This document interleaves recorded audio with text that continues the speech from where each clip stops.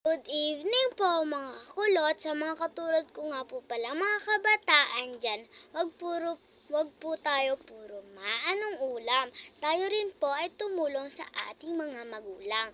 Ayun lang. So guys, naghihimay nga po pala ako ng malunggay dyan. Dahil po magluluto po kami kinabukasan ng aming uulamin. Ayan. So, ang lulutuin nga po pala namin bukas ay sinigang.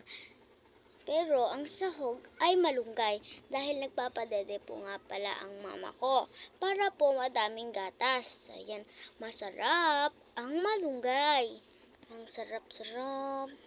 So, ayan guys, naghihim po ako ng malunggay kasi umiiyak po si Bibi. Tinutulungan ko lang po si mama dyan. Kasi po, nagpapadede pa po si mama dyan guys. Ayan guys. Ay, mahimay. Uulamin nga pala namin yan. At pambaon rin po ni Papa yan bukas. Ayan, yun lang guys.